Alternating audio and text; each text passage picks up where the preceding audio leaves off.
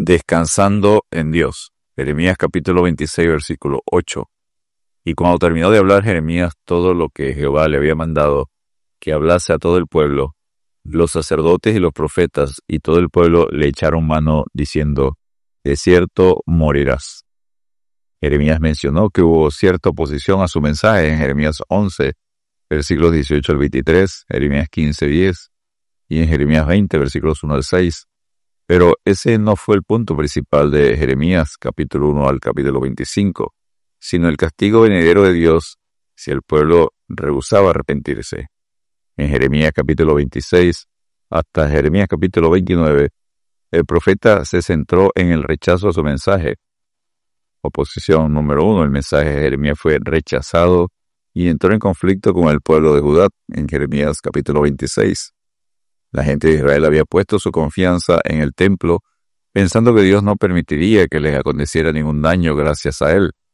A pesar de esa creencia popular, Jeremías predijo la destrucción del santuario. Oposición número 2. Los falsos profetas en Jerusalén.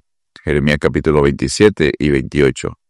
El profeta utilizó la señal de 2 yugos para indicarles que la palabra del Señor decía que se sometieran a sus conquistadores. La nación que se rehusara sería destruida por ellos, pero si aceptaban serían dejados en su tierra para cultivarla. Oposición número 3. Los falsos profetas en el exilio babilónico. Jeremías capítulo 29.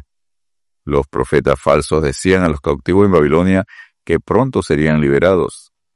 Jeremías le envió una carta diciéndoles que construyeran moradas adecuadas, que plantaran viñas y se casaran porque su cautividad duraría 70 años.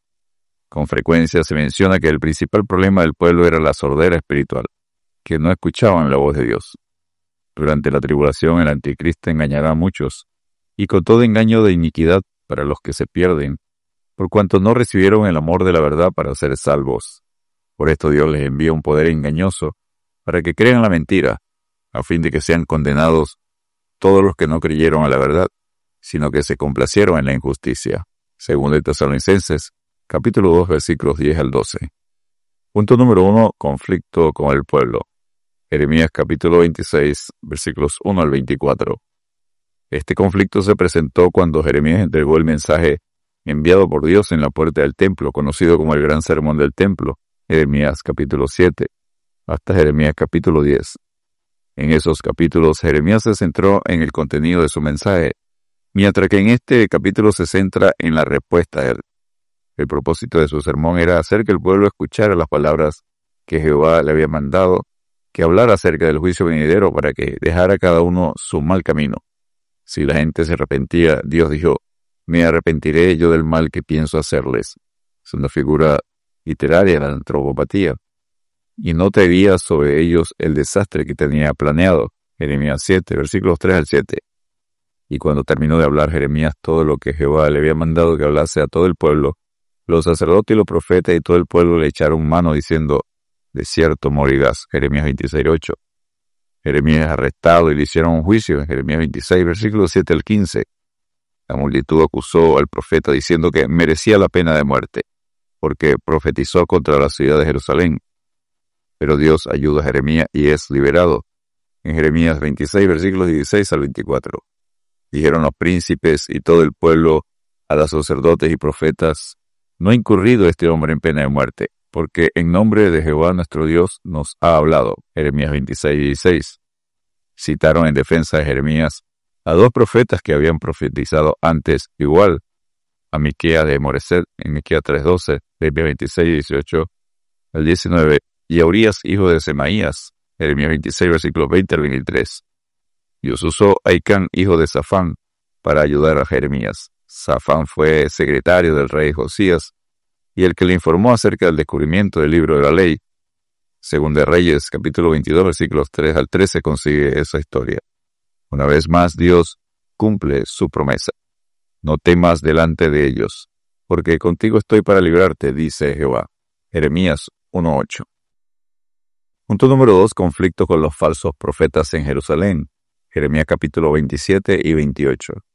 Dios dijo a Jeremías que hiciera coyundas y yugos como los usados para las yuntas de bueyes, y que los pusiera sobre su cuello.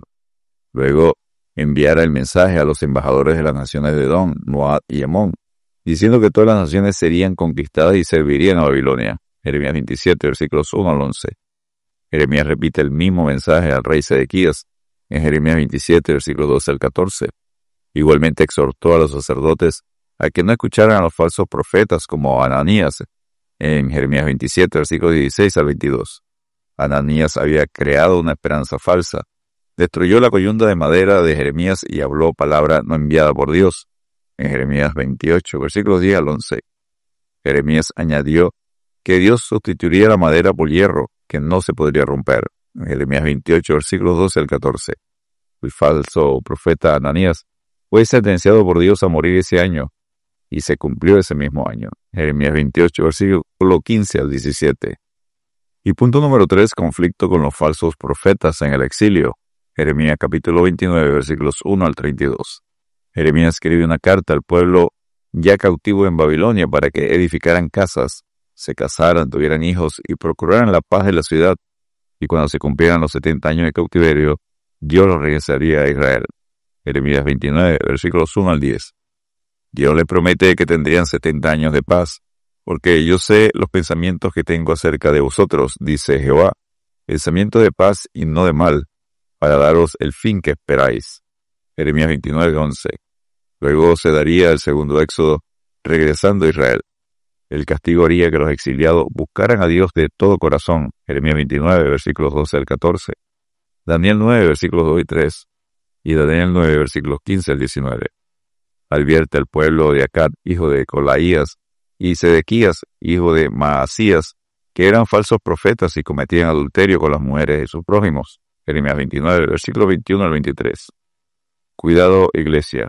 En el postrer tiempo habrá burladores que andarán según sus malvados deseos. Judas 18.